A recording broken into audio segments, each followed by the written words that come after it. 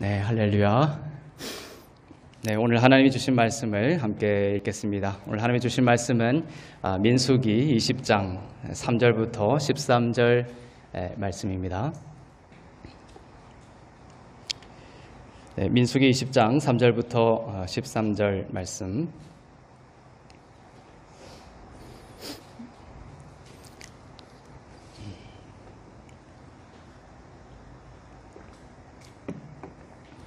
네, 저와 여러분이 한 목소리로 처음부터 끝까지 한번 읽도록 하겠습니다. 시작. 백성이 모세와 다투어 말하여 이르되 우리 형제들이 여호와 앞에서 죽을 때에 우리도 죽었더라면 좋을 뻔하였도다. 너희가 어찌하여 여호와의 회중을 이 광야로 인도하여 우리와 우리 짐승이 다 여기서 죽게 하느냐? 너희가 어찌하여 우리를 애굽에서 나오게 하여 이 나쁜 곳으로 인도하였느냐? 이곳에는 파종할 곳이 없고 무화과도 없고 포도도 없고 석류도 없고 마실 물도 없도다. 모세와 아론이 회중 앞을 떠나 회문에 이르러 엎드림에 여호와의 영광이 그들에게 나타나며 여호와께서 모세에게 말씀하여 이르시되 지팡이를 가지고 내 형 아론과 함께 회중을 모으고 그들의 목전에서 너희는 반석에게 명령하여 물을 내라 하라. 내가 그 반석이 물을 내게 하여 회중과 그들의 짐승에게 마시게 할지니라. 모세가 명령대로 여호와 앞에서 지팡이를 잡으니라. 모세와 아론이 회중을 그 반석 앞에 모으고 모세가 그들에게 이르되 반역한 너희여 들으라. 우리가 너희를 위하여 이 반석에서 물을 내려 하고 모세가 그의 손을 들어 그의 지팡이로 반석을 2번 치니 물이 많이 솟아나므로 회중과 그들의 짐승이 마시니라. 여호와께서 모세와 아론에게 이르시되 너희가 나를 믿지 아니하고 이스라엘 자손의 목전에서 내 거룩함을 나타내지 아니한 고로 너희는 이 회중을 내가 그들에게 준 땅으로 인도하여 드리지 못하리라 하시니라. 이스라엘 자손이 여호와와 다투었으므로 이를 무리라 하리. 여호와께서 그들 중에서 그 거룩함을 나타내셨더라. 아멘. 네, 이 거룩함에 관해서 하나님이 오늘 이 말씀을 주신 것은 저는 항상 생각할 때 너무나 큰 하나님의 섭니다 이런 생각이 듭니다. 성경의 거룩함에 대한 하나님의 말씀이 많지만 그 본질을 깨뚫기 위해서는 오늘 본문이 꼭 필요했다.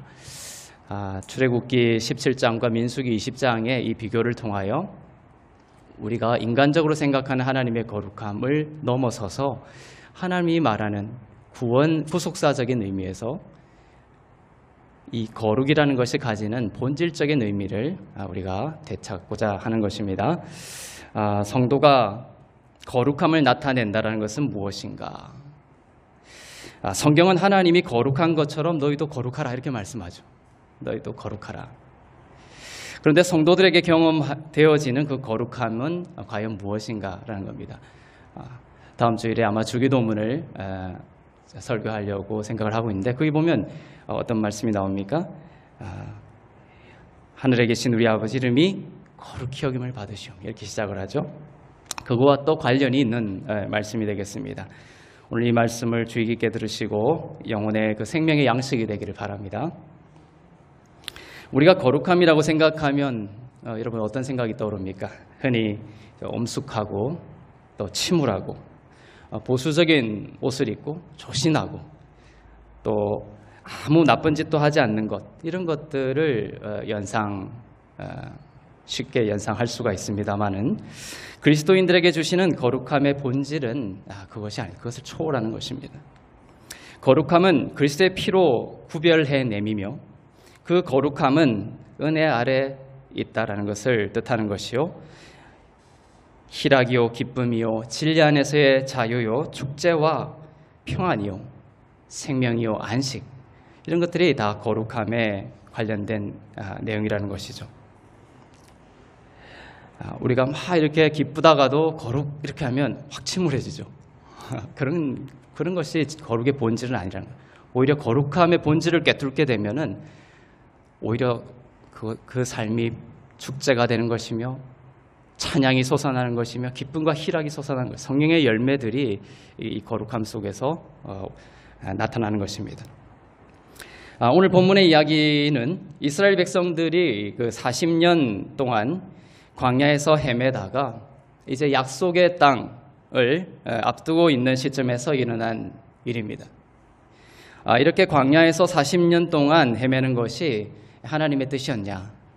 광야에서 헤매는 것은 하나님의 뜻이 아니었습니다. 하나님의 마음은 어디에 있었습니까? 땅에 있었습니다. 약속의 땅에 있었습니다. 왜 광야를 헤매게 되었나? 가데스 바네아에서의 그 불신 때문이었죠.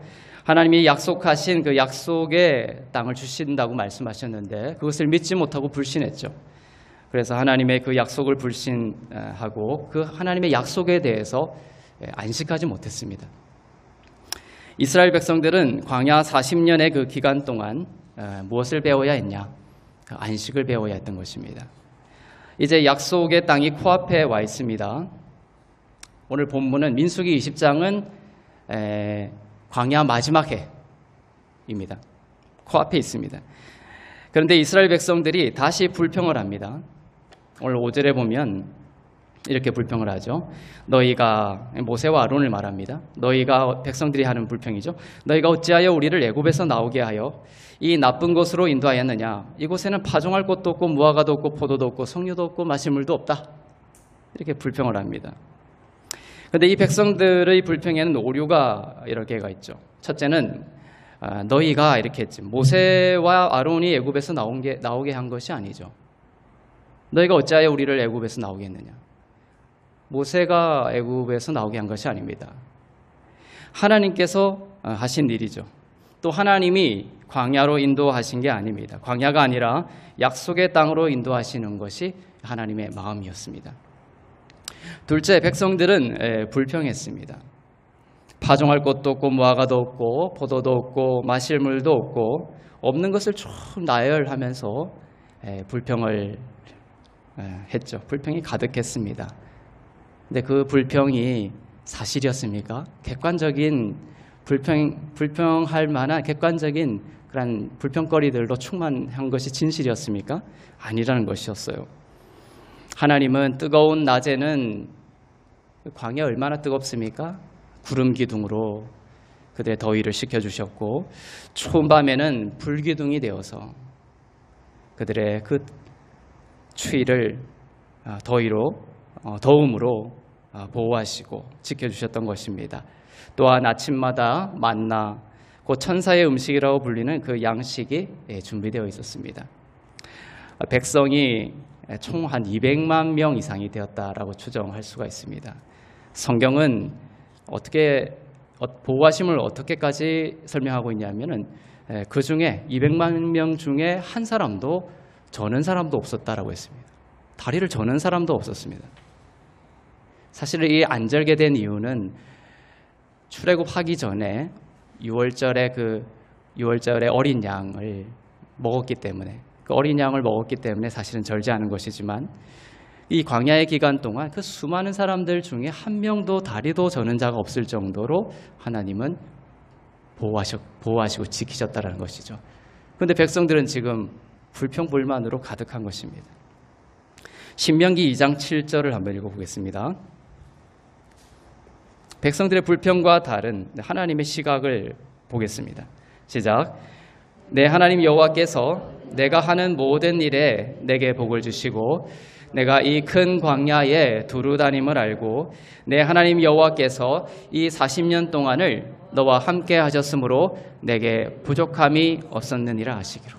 40년 동안 부족함이 있었습니까? 없었습니까? 없었다는 것이죠. 하나님 백성들을 창조하시고 또 백성들에 대해서 너무나 잘 아시는 분이시죠. 그분이 40년 동안 너희와 함께 하심으로 너희가 부족함이 없었다라고 평가하시는 거죠. 그런데 백성들은 어떻습니까? 자기들의 기준과 자기들의 생각 그것들을 가지고 하나님께 불평을 하고 있습니다. 리더십에 대해서 불평을 하고 있습니다. 우리들은 어떤 때는 마치 불평을 기다리는 사람같이 행할 때가 많다라는 생각이 들어요. 예를 들면 큰 사고가 나서 크게 다쳤는데 회복이 되면 감사한 마음으로 주님 앞에 나옵니다. 그것도 물론 너무나 감사한 마음이죠. 그런데 아무 사고가 나지 않고 있는 그런 일상의 시간을 지날 때는 감사가 오히려 불평이 막 일어납니다. 그럴 때는 마치 이런 생각이 들어요. 내 삶에 그런 사고가 일어나기를 바라는 사람처럼. 지금 이 순간에도 하나님께서 여러분을 얼마나 강한 팔로 또한 예비하심으로 인도하고 계신지에 대하여 깨어있기를 바랍니다. 주님은 이 순간도 여러분과 함께 하시며 신약에 보면 이 광야를 교회라고 표현합니다. 이 광야를 지나는 동안 하나님께서 여러분과 함께 하심으로 지금 이 순간에도 부족함 없는 삶으로 인도하고 계신 줄로 믿습니다. 우리 사람은 천국에 가서도 불평거리를 찾아낼 수 있는 사람들이에요. 그게 바로 우리입니다. 하나님의 시선을 갖기를 원합니다. 방금 읽은 신명기 2장 7절의 말씀처럼 하나님은 불신으로 인해 걷게 된 그 광야에서도 모든 일에 복을 주시고 40년 동안 부족함이 없도록 인도하셨음에도 불구하고 지금 시점은 어떤 시점? 약속의 땅을 목전에 두고 이스라엘 백성들의 그 불평이 하늘을 찌르고 있는 것입니다. 우리들이 서 있는 지금 이 시대도 마찬가지죠.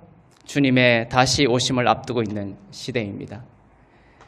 공중재림, 휴거는 일종의 약속의 땅이라고도 볼 수 있습니다. 그런데 이 약속의 땅을 앞두고 이스라엘 백성들이 하나님의 선하심을 불신하고 불평했던 것처럼 오늘날 이 휴거를 앞두고 있는 이 시대의 많은 크리스찬들도 마치 오늘 약속의 땅을 앞둔 이스라엘 백성들이 불평했던 것처럼 이 시대에 이 마지막 시대의 많은 크리스찬들도 눈앞에 보이는 질병과 바이러스와 위기와 원수들을 보면서 말합니다. 하나님의 공급이 어디 있느냐? 하나님의 보호하심이 어디 있느냐? 하나님의 축복이 어디 있느냐? 같은 입장이라고 볼 수 있습니다. 이스라엘 백성들이 약속의 땅을 앞두고 그렇게 지금 하고 있는 것이죠. 이 불평을 들으시고 하나님께서 오늘 8절에서 말씀하십니다. 이스라엘 백성들의 이 불평에 대해서 하나님께서 어떻게 대우하시는지를 보겠습니다. 민수기 20장 8절 시작. 지팡이를 가지고 내 형 아론과 함께 회중을 모으고 그들의 목전에서 너희는 반석에게 명령하여 물을 내라라. 회중과 그들의 짐승에게 마시게 할지니라. 시내산에서 십계명을 받고 난 이후에 사람들은 불평을 할 때마다 죽어나갔습니다. 시내산에서 십계명 받기 전에는 은혜의 시대라고 했죠. 그때는 불평해도 말의 쓴물에 대해서 불평해도 죽지 않았습니다. 그런데 시내산에서 십계명을 받고 난 이후에는 율법 아래로 들어감으로써 불평할 때마다 사람들이 죽었습니다. 심판을 받았던 것이죠. 근데 오늘 특별히 오늘 민수기 20장의 말씀을 주신 것은 출애굽기 17장과의 관련 속에서 다시금 은혜의 시대를 설명하시기 위하여 이 사건을 주님께서 일으키신 거예요. 이스라엘 백성들이 불평했을 때 율법 아래라면 심판받고 저주받고 죽어야 되는 것이죠. 하지만 이스라엘 백성들이 오늘 불평했을 때 하나님은 심판하고 나무라기보다는 어떻게 하십니까? 반석에게 명령하여 물을 내게 하십니다. 모세와 아론에게 명령하여 반석에게 명령하여 물을 내라 이렇게 명령하시는 것이죠. 이 민수기 20장을 읽으면서 우리들은 하나님이 이스라엘 백성들을 다루시는 태도가 너무나 율법적이지 않다라는 점을 깨닫게 됩니다. 너무나 신약적인 하나님의 모습을 우리는 보게 되는 것이죠. 이스라엘 백성들이 시내산에서 십계명 율법을 받을 때는 그때는 계속해서 죽고 심판이 떨어지고 죽었습니다. 구약의 하나님과 신약의 하나님은 같은 분이세요. 그런데 구약적인 구도 속에서는 하나님의 공의가 만족된 상태가 아니기 때문에 그 공의의 하나님이라는 기준 앞에 백성들이 죽고 형벌을 받았습니다. 하나님은 모세에게조차도 그 얼굴을 보여주지 않으셨다. 모세는 하나님께 그 얼굴을 보여달라고 그렇게 애원을 했지만 하나님은 어떻게 대우하셨어요? 너는 나의 얼굴을 볼 수가 없다. 너는 바위 틈에 숨어서 나의 그 등을 뒷모습을 볼 수밖에 없다라고 하셨던 것이죠. 구약은 하나님과 인간 사이에 그처럼 거리를 만들어 놨습니다. 공의가 바로 그 하나님의 거룩함이 만족이 되지 않았기 때문에 그랬던 것이죠. 그러나 하나님이신 예수께서 이 땅에 오셨을 때에는 그 혈루병 든 여인, 죄로 가득 찬 당대의 의인이라고, 구약시대 때는 당대의 의인이라고 그렇게 칭송받던 모세에게는 얼굴 보여주지도 않으셨어요. 그냥 등만 보게 하셨어요. 왜냐하면 하나님의 거룩함, 그 공의가 만족이 되지 않았던 시대였습니다. 하지만 신약에 와서는 죄로 가득 찼던 그 혈루병 든 여인이 예수님을 뒤쫓아갑니다. 그리고 예수님의 옷자락을 만지죠. 그때 예수님은 뒤를 돌아보시면서 그의 얼굴을 보여주시고 비추어주셨습니다. 그리고 그 생명이 옷자락을 통하여 여인에게 흘러나가서 그 여인의 그 모든 혈루병을 고치고 살아나게 했던 것이죠. 그것은 무엇을 말하냐? 예수님이 십자가에서 공의를 만족시키시기 때문에 이런 일이 일어난 것입니다. 예수님으로 인해 하나님과 우리 사이를 가로막고 있는 그 장벽이 허물어졌기 때문에 이런 일이 벌어진 것입니다. 성경을 읽을 때에 여러분이 어떤 위치에 있는지를 분명히 위치를 잡고 읽어야 된다는 것이에요. 민수기 20장에서 이스라엘 백성들이 불평하지만 죽이지 않습니다. 오히려 넘치는 물을 베풀어 주십니다. 여기서 우리는 민수기 이 20장을 출애굽기 17장과의 그 비교 속에서, 대조 속에서 묵상해야 합니다. 오늘 민수기 20장에도 모세는 바위를 2번이나 내리쳐서 물을 내게 하지만 출애굽기 17장에서도 모세는 바위를 쳐서 물을 내게 합니다. 모세가 바위를 친 것이 총 2번이 있다는 거죠. 한 번 있다고 생각하시면 안 됩니다. 오늘 약속의 땅을 앞두고 광야 생활 제일 마지막 40년째에 모세가 바위를 2번 칩니다. 그것이 한 번 있는 사건이 아니라 출애굽한 이후에 첫 해에 또 모세가 바위를 친 사건이 있었어요.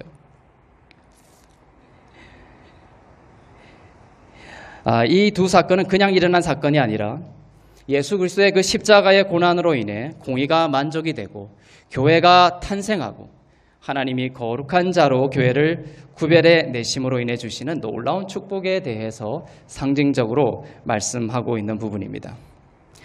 출애굽기 17장에서도 이스라엘 백성들이 마실 물이 없다 이렇게 해서 불평을 합니다. 이때는 광야 생활 몇 해였다고요? 첫 해.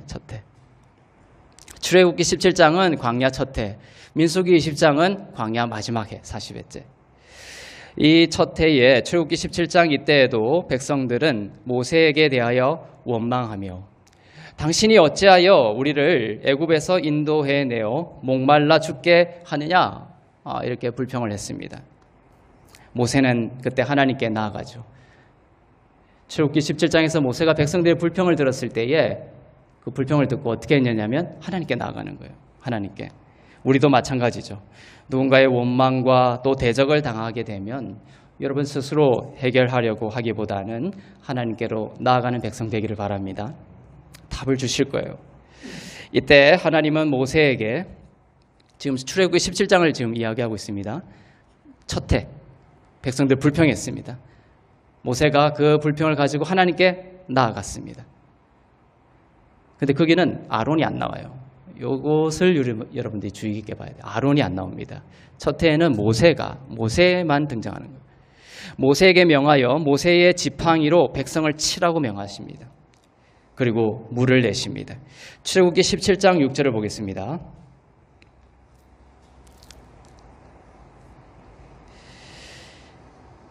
시작. 내가 호렙산에 있는 그 반석 위 거기서 내 앞에 서리니 너는 그 반석을 치라. 그것에서 물이 나오리니 백성이 마시리라. 모세가 이스라엘 장로들의 목전에서 그대로 행하니라. 아멘. 출애굽기 17장 출애굽하고 그 첫 해에는 백성들이 불평했을 때에 하나님께서 바위를 치라고 했어요? 치지 말라고 했어요? 치라고 하셨어요. 그것이 민수기 20장과 틀린 거예요. 초기에는 반석을 치라고 하셨습니다. 그리고 모세의 지팡이로 쳐서 물이 나왔고 민수기 20장 마지막 해에는 반석을 치지 말라고 하십니다. 이 차이가 뭐냐? 민수기 10장에는 모세와 아론에게 모세에게 반석을 치지 말라 이렇게 말했음에도 불구하고 모세는 자신의 지팡이로. 이것도 모세의 지팡이라는 것이 중요합니다. 아론의 지팡이가 아니라 모세는 민수기 20장에서는 모세의 자신의 지팡이로 2번이나 화가 나서 쳐버렸습니다. 그럼에도 불구하고 물이 많이 나왔다 이렇게 돼 있어요. 많이라는 단어가 또 등장합니다. 왜 하나님은 마지막 해에는 치지 말라라고 하셨을까? 첫 해에는 치라고 하셨고 출애굽기 17장에서 모세가 친 그 반성은 추르라는 히브리어입니다. 첫 해에 친 반석, 똑같은 반석이라고 번역이 되어 있지만 첫 해에 치라고 한 반석은 추르라는 히브리어입니다. 그것은 평평하고 둥근 바위를 너른 바위 이런 뜻이에요. 예수님의 얼굴을 상징하죠. 예수님은 그 얼굴에 침뱉음을 당하고 그 얼굴에 채찍을 맞으셨어요. 모세가 그 추르를 친 것은 심판의 지팡이로 친 것은 예수님이 그 얼굴에 채찍을 맞으시는 십자가의 고난을 상징하는 것입니다. 모세의 지팡이로 쳤습니다. 이 모세의 지팡이는 심판의 지팡이에요. 이 지팡이로 모세는 애굽에서 물로 포도주를 만들었습니까? 물로 피를 만들었어요. 모세의 지팡이는 심판의 지팡이로 기능을 하는 것이죠. 그 지팡이로 바위를 치라고 했던 거예요. 추르를 치라고 했던 겁니다. 예수님이 바로 불평하고 원망하는 그 이스라엘 백성들을 대신하여 모세의 지팡이에 의해서 심판을 당하신 거예요. 채찍을 맞으시는 것을 상징합니다. 예수님이 심판당하심으로 일어난 일이 무엇입니까? 모세의 지팡이가 그 너른 추루를 쳐버리죠. 그건 예수님이 그 얼굴에 채찍을 맞으시는 것을 상징한다는 것이죠. 예수님이 십자가를 상징하는 겁니다. 그로 인해 일어난 일이 뭐라고요? 교회의 탄생이다. 교회의 탄생이다. 공의가 만족이 되고 교회가 탄생한 거예요. 출애굽기 17장은 그 이야기를 하는 겁니다. 예수님의 십자가로 인해 교회는 거룩한 자로 구별되어 버린 거예요. 그들의 행위와 어떠함 때문이 아니라 예수님의 속량하심으로 된 것입니다. 정리하고 넘어가야 되죠. 출애굽기 17장에서 모세의 바위 침을 통하여 뭐가 탄생했다? 교회가 탄생했다. 그때 교회가 거룩하게 구별되어진 것입니다. 민수기 20장과의 구별 대조 속에서 말입니다. 백성들의 그 불평과 원망이라는 죄로 인해 예수님께서 또다시 내려와서 십자가에서 채찍을 맞으시고 죽으실 필요가 이제는 없게 된 것이죠. 출애굽기 17장에서 모세가 바위를 침으로 교회가 탄생했고 이제 그 사건의 완료로 말미암아 더 이상 예수님이 또 내려와서 또 채찍에 맞을 필요가 없어졌다는 것을 말하는 거예요. 출애굽기 17장 하나님은 모세에게 치지 말고 바위를 들고 오늘 가서 이제 말하라고 합니다. 오늘 본문 마지막 해 민수기 20장에 나오는 사건입니다. 이때에 모세에게 지팡이를 들고 모세와 아론에게 명령합니다. 지팡이를 들고 가서 말하라고 했을 때 그 지팡이는 모세의 지팡이가 아니었습니다. 출애굽기 첫 해에는 심판의 지팡이인 모세의 지팡이를 가져가라고 했지만 마지막 해에는 아론의 지팡이를 가져가야 돼요. 아론의 지팡이. 그 아론의 지팡이를 가지고 가서 치지 말고 예수를 다시 칠 필요가 없다는 거예요. 예수를 또 치는 그것이 바로 율법적인 사고예요. 율법적인 사고. 치지 말고 말하는 것이 바로 은혜적인 사고입니다. 이때 지팡이는 바로 모세의 지팡이가 아니라고 했죠. 대제사장 아론의 지팡이입니다. 아론은 대제사장을 상징합니다. 아론은 예수님과의 관련성 속에서는 참 대제사장이 예수 그리스도죠. 그 예수 그리스도의 그림자 역할을 하는 거예요. 아론은. 대제사장 아론의 지팡이를 가지고 가서 바위에게 speak, 말하라고 합니다. 명령하라고 합니다. 이때의 그 바위에게 명령하라고 했을 때의 그 바위는 추루가 아니라는 것이죠. 똑같이 바위라고 번역은 되어 있지만 히브리 단어는 다른 걸 쓴다. 뭡니까? 셀라라는 단어. 셀라. 이 셀라라는 단어는 둥글고 평평하고 너른 바위를 말하는 것이 아니라 깎아지르는 듯한 절벽을 말하는 거예요. 클리프. 이 절벽을 향하여 이제는 말하라는 겁니다. 이 클리프는 무엇을 상징합니까? 예수님의 부활을 상징하는 거예요. 출애굽기 17장과 달리 민수기 20장에서는 아론이 중심 인물로 등장하는 거예요. 그래서 출애굽기 17장에는 아론이 등장 안 하다가 민수기 20장에는 말하라고 했을 때는 아론이 중심 인물로 등장하는 겁니다. 아론의 지팡이를 가지고 가야 되는 거예요. 아론과 함께 있어야 돼요, 항상. 그리고 아론이 있는 데서 말을 해라는 것이죠. 아론은 대제사장입니다. 성경에서 대제사장은 항상 은혜를 상징하는 인물입니다. 대제사장 하면 은혜를 상징하면 돼요. 출애굽기 17장에서 예수님이 모세의 심판의 지팡이에 의해 심판을 당하셔서 교회가 이미 그 은혜로 탄생했기에 이제 민수기 20장에서는 하나님께서 은혜를 상징하는 대제사장 아론을 등장시켜서 아론의 지팡이를 들고 가라고 하신 것입니다. 그리고 그 아론과 함께 가라고 하시는 것이에요. 심판은 이미 당하셨으니 이제는 예수를 채찍질하지 말고 이제는 예수 그리스도께 말하고 예수 그리스도의 이름을 의지하여 명령하고 선포하라고 하신 것입니다. 예수 구속사 속에서 이것을 가르쳐 주려고 하신 거예요. 그런데 모세는 이것을 전혀 이해를 못하고 있는 것입니다. 모세는 하나님의 마음과 뜻을 이해하지 못했습니다. 모세는 이스라엘 백성들에게 이스라엘 백성들이 사실 불평하고 불만하고 원망하고 이렇게 했죠. 인간의 육신의 눈으로 볼 때는 정말 반역하고 패역한 백성 맞습니다. 그런데 출애굽기 17장과의 관련 속에서 이 교회가 거룩한 교회로 구별되어 버렸다는 거예요. 이스라엘 백성들이 하는 그러한 행동들과 또 불평의 말들 보면 요 말이 여기까지 나오죠. 패역한 백성들아, 반역한 백성들아 이렇게 말하고 싶은 마음이 여기까지 올라옵니다. 하지만 우리가 예수 그리스도께서 이 백성들을 위하여 어떠한 심판을 당하셨는지를 보면서 그 백성들이 예수로 인하여 교회로 탄생한 것을 봤을 때에는 그 교회를 향하여 뭡니까? 거룩한 교회요 이렇게 선포를 할 수 있어야 되는 것이죠. 그런데 오늘 모세는 불평하고 원망하는 백성들을 향하여 패역한 백성들, 패역한 너희요, 반역하는 너희요 이렇게 말을 하고 있는 것이죠. 여전히 심판 아래에 있는 구도로 여기며 반역한 너희여라고 부릅니다. 그리고 화가 나서 아론의 그 은혜의 지팡이가 아닌 자신의 심판의 지팡이로 2번이나 내리쳤습니다. 이스라엘 백성들의 그 죄에 대하여 예수님을 다시 채찍질한 것입니다. 이해되십니까? 이스라엘 백성들에 대해서 다시 예수님을 채찍질한 거예요. 거룩한 교회로 구별된 백성들을 다시 채찍질하고 저주한 것입니다. 민수기 20장 10절부터 11절 다시 한번 보면서 모세가 이스라엘 백성들에게 어떻게 발언을 했고 또 어떻게 심판의 지팡이로 다시 처벌했는지를 보겠습니다. 민수기 20장 10절부터 11절 시작.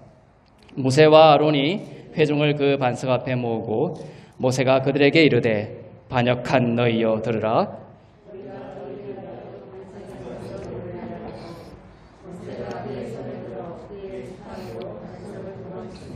물이 많이 솟아나오므로 회중과 그들의 짐승이 마시니라.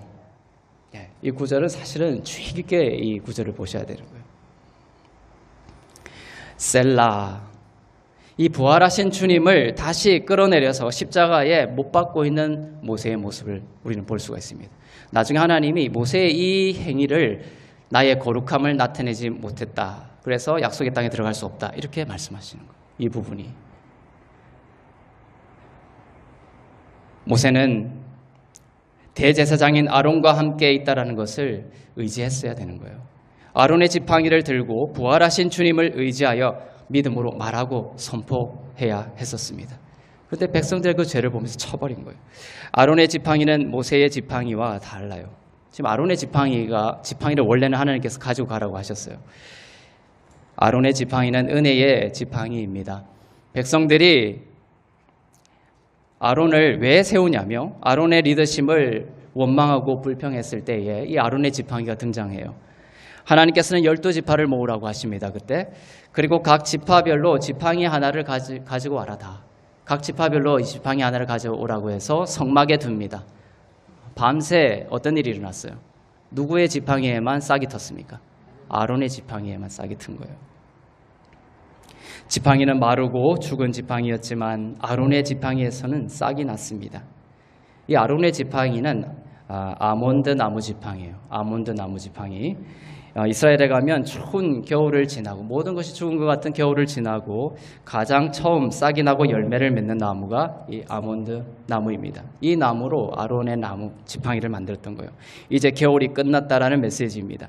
죽은 인생 가운데 생명과 부활의 능력이 나타날 것을 보여주는 나무입니다. 그래서 이 아론의 지팡이에만 싹이 난 것은, 이 죽은 지팡이 가운데 다 죽어 있지만 아론의 지팡이에만 싹이 난 것은 바로 이 부활을 상징하는 지팡이죠. 은혜를 상징하는 지팡이입니다. 그래서 이 아론은 은혜를 상징하는 대제사장이다. 부활과 은혜를 상징하는 대제사장인 아론의 지팡이를 들고 대제사장인 아론과 함께 가서 말하라고 한 거예요. 이제는 어떠한 질병이든지 어떠한 어둠이든지 어떠한 원수든지 우리는 더 이상 예수님께 다시 내려오셔서 다시 채찍에 맞으시고 죽으시어 이 어둠을 물리쳐 달라고 할 필요가 없는 거죠. 예수님이 다시 내려오셔서 십자가를 지실 필요가 없게 된 거예요. 단번에 영원한 제사를 드리고 모든 것을 완성하시고 승리하신 분이십니다. 주님은 이미 그 모든 질병과 어둠을 십자가에서 지시고 심판을 받으시고 부활하셨습니다. 성도들은 이제 무엇이든지 마음속에 주시는 원함이 있다면 어떻게 해야 되는 거예요? Speak to him. 우리 주 예수 그리스도께 아뢰시기를 바랍니다. 오늘 모세가 한 것처럼 또 예수 그리스도를 치지 않기를 바랍니다. 모세처럼 심판의 지팡이로 치지 않고 대제사장인 아론과 함께 은혜를 의지하여 주님께 아뢰시기를 바랍니다. 당신이 나의 치유자이십니다. 주님께 스피크한다는 말은 이런 거예요. 당신이 나의 치유자입니다. 당신이 나의 공급자이십니다. 당신이 나의 지혜이십니다.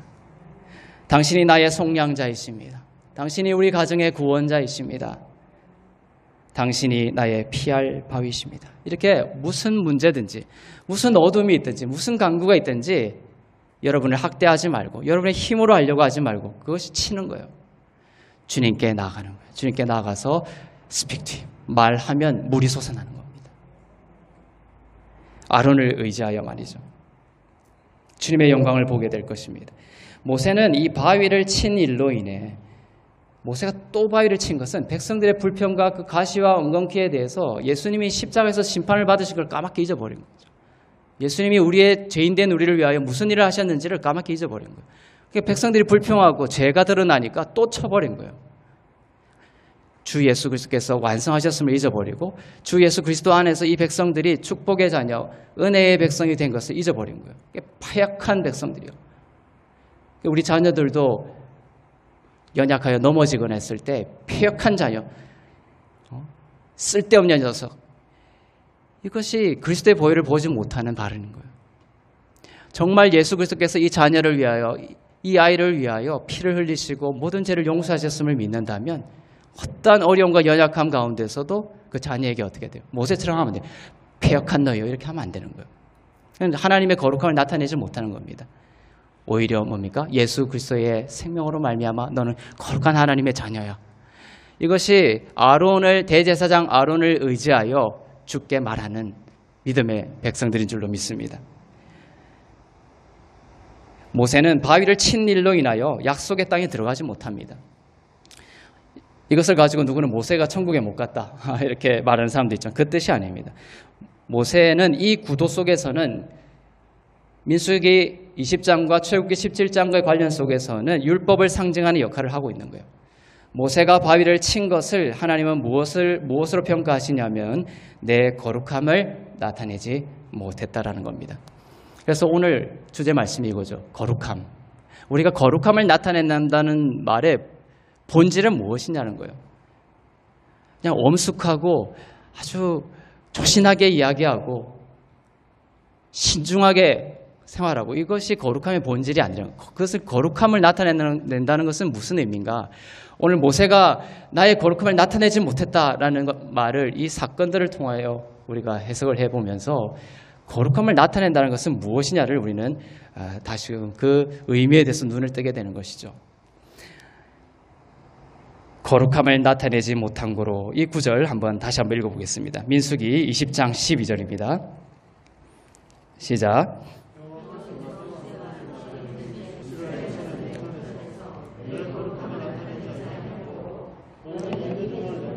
그들에게 준 땅으로 인도하여 드리지 못하리라 하시니라. 그래서 이스라엘 자손의 목전에서 내 거룩함을 나타내지 못했다는 거예요. 치지 말고 말하라고 했는데 그 말씀에 불순종한 것이 거룩함을 나타내지 못한 것이냐? 이렇게 해석하면 안 된다는 거예요. 본질은 출애굽기 17장의 친사건과 비교해서 모세는 거룩함을 나타내지 못한 자가 되었는데 그 의미는 뭐냐? 모세가 바위를 출애굽기 17장에 쳤을 때에는 하나님의 거룩함이 작동을 해버렸죠. 모세의 그 심판의 지팡이를 통하여 하나님의 거룩함이 작동했어요.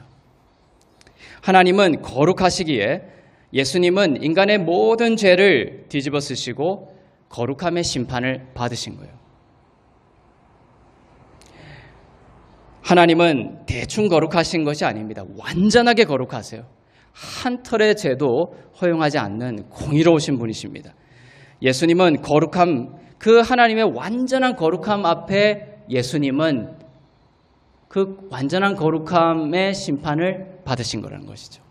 이해되십니까? 예수님은 그 거룩함 앞에 완전한 심판을 낱낱이 받으신 거예요. 우리의 어떤 죄도 남겨지지 않고 그 불에 다 태워져 심판을 받으신 것입니다. 그리고 의롭다 함이 선포되고 부활하셨습니다. 이 일로 교회는 예수님 앞에 거룩한 자로 구별이 되고 심판과 저주의 대상이 아니라 부활과 축복 공동체가 된 것입니다. 그런데 모세는 백성들의 불평과 원망을 듣고 예수님을 다시 쳐버린 거예요. 모세의 이 행위는 십자가가 불충분했다는 뜻입니다. 하나님의 그 거룩함이 완전하지 않았다는 것이죠. 이 부분을 여러분이 이해하실 수 있기를 바랍니다. 모세가 거룩함을 나타내지 못한 것, 그 말뜻은 다시 쳐버린 것은 뭐다? 바로 출애굽기 17장에서 모세가 그 심판의 지팡이로 쳤을 때 예수님이 완전한 하나님의 거룩함의 심판을 받으셨다는 거예요. 그래서 그 하나님의 거룩함이 완전하다라는 뜻은 뭐다? 바로 구별된 교회의 거룩함이 완전하다는 거예요. 그 이스라엘 백성들을 향하여 반역한 너희여 이렇게 평가했다라는 것은 무슨 뜻이죠?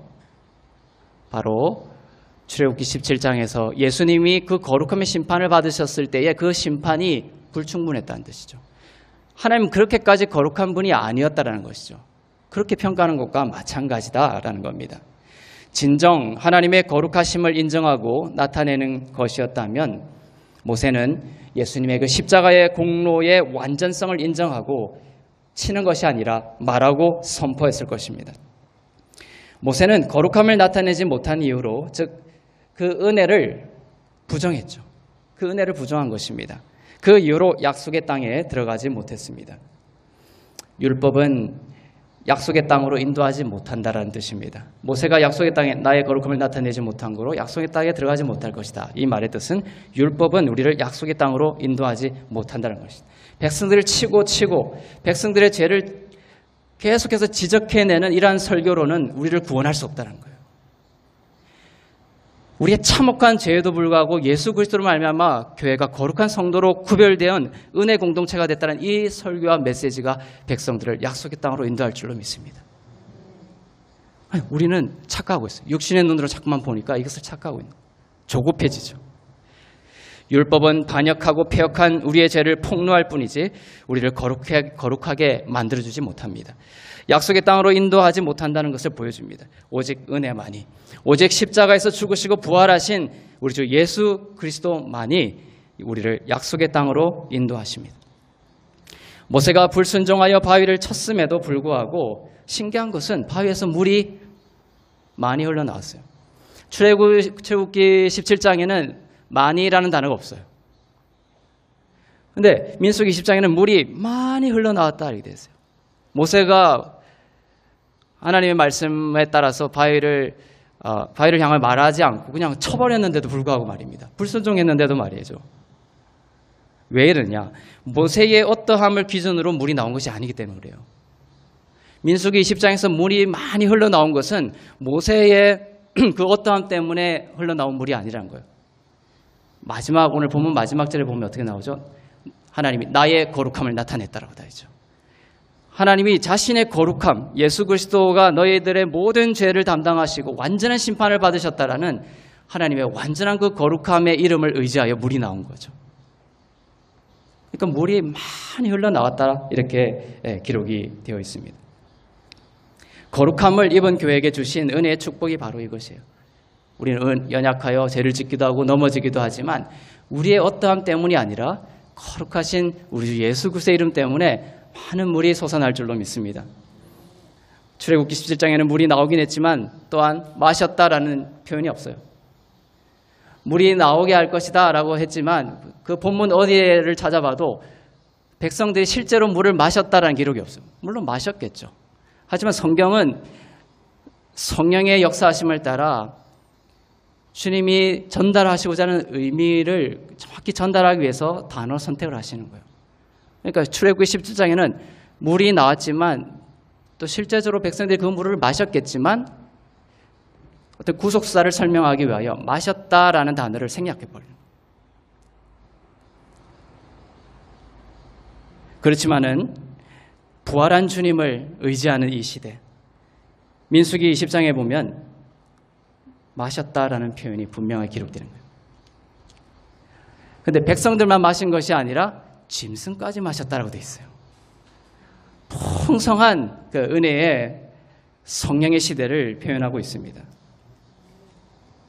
이러한 단어 하나하나까지도 비교해서 여러분들이 주님께서 무엇을 예수 그리스도를 통하여 이루어진 은혜의 시대의 메시지를 분별해낼 수 있어야 되는 것이죠. 회중뿐만 아니라 짐승까지도 마셨다라고 표현하여 흘러넘치는 교회의 축복을 나타내고 있습니다. 교회 여러분, 하나님의 거룩함을 나타내는 백성 되기를 바랍니다. 나는 결코 거룩하지 못하여 죽을 자였습니다. 하지만 예수께서 거룩의 심판을 당하심으로 내가 예수 그리스도 안에서 거룩한 자로 구별되었구나. 그 진리를 믿고 예수님께 아뢰고 담대히 은혜의 보좌 앞에 나아가는 것이 바로 교회가 거룩함을 나타내는 근본이 될 것입니다. 예수님이 여러분의 의가 되시고 바로 그 예수님의 그 거룩함이 바로 여러분의 거룩함이 될 줄로 믿습니다. 여러분은 아론을 소유한 자입니다. 지금 아론과 함께 가라고 하죠. 아론. 대제사장이신, 참 대제사장이신 예수 그리스도를 여러분들은 바로 소유한 자가 된다는 것입니다. 히브리서 4장 14절부터 16절을 읽겠습니다. 시작. 그러므로 우리에게 큰 대제사장이 계시니 승천하신 이 곧 하나님의 아들 예수시라. 우리가 믿는 도리를 굳게 잡을지어다. 우리에게 있는 대제사장은 우리의 연약함을 동정하지 못하실 이가 아니요 모든 일에 우리와 똑같이 시험을 받으신 이로되 죄는 없으시니라. 그러므로 우리는 긍휼하심을 받고 때를 따라 돕는 은혜를 얻기 위하여 은혜의 보좌 앞에 담대히 나아갈 것이니라. 여러분에게는 큰 대제사장이 계십니다. 이 대제사장은 항상 무엇을 말한다고요? 은혜를 말하는 분이 있어요. 여러분에게 이 대제사장이 계십니다. 바로 예수 그리스도께서 계십니다. 여러분들이 어떤 문제를 직면했을 때에 자꾸 치려고 하지 말고 이 믿음으로 돌아가야 돼요. 나에게는 대제사장이 계셔. 그 문제와 싸우고 그 문제와 여러분들이 직면하려고 하지 말고 참된 직면은 그 문제를 예수님과 함께 대제사장과 비교해버리는 거예요. 나의 능력과 그 문제를 비교해버리면 안 됩니다. 그러면 항상 그 문제에 져버리는 거예요. 사단의 참수로 인하여. 문제에 직면하면 나에게는 대제사장이 계셔. 대제사장 뒤로 숨으세요. 그럼 승리하게 될 것입니다. 때를 따라 내리는 심판과 형벌이라고 되어 있나요?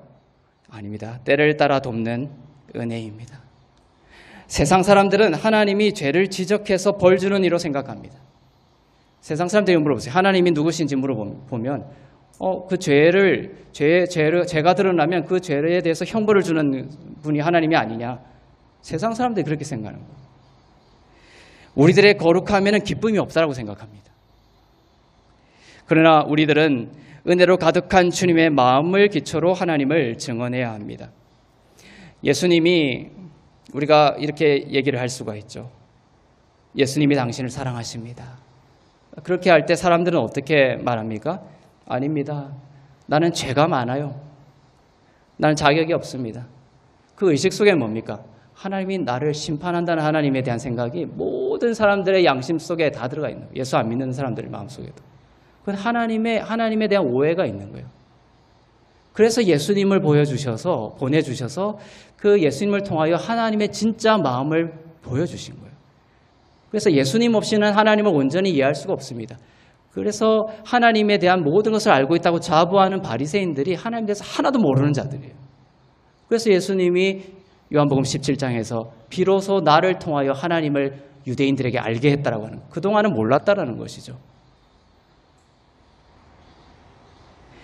나는 죄가 많습니다. 자격이 없습니다. 이렇게 얘기할 때 여러분들은 어떻게 이야기하는가? 여러분들은 오늘 하나님 말씀처럼 하나님의 거룩함을 나타내야 되는 거죠. 그때. 그것은 어떻게 표현하는 것이냐? 있는 모습 그대로 예수님께 나오시길 바랍니다. 예수님이 당신의 자격이 될 것입니다. 자격을 갖추어서 나가려고 그러는 거예요. 세상 사람들. 죄 안 지은 사람만이 하나님께 나아간다고 착각하죠. 하지만 하나님의 마음은 뭡니까? 죄 있는 그대로 나왔을 때 예수님이 우리의 자격이 되어주시고 예수님이 우리의 의가 되어주시고 예수님이 우리의 공의가 되어주신다는 것입니다. 그 예수님에 대한 바른 지식을 가르쳐야 되는 거예요. 그것이 바로 여호와의 거룩함을 나타내는 것입니다. 그 사람을 향하여 또 자신을 치고 학대하고 예수 그리스도를 치는 그러한 믿음을 줘서는 안 되는 것이죠. 여러분도 어떤 상황에서든지 은혜의 보좌 앞에 담대히 나아가서 아뢰 수 있기를 바랍니다. 거룩함이라는 이 단어가 주저하게 만들 때라도 주님이 나의 거룩함이 되시고 그리스도 안에서 거룩한 자로 구별되었다. 이 믿음, 예수 그리스도를 바라볼 때 이 믿음이 생기죠. 이 믿음을 가지고 담대하게 나아가서 주님께 아뢰 수 있기를 바랍니다.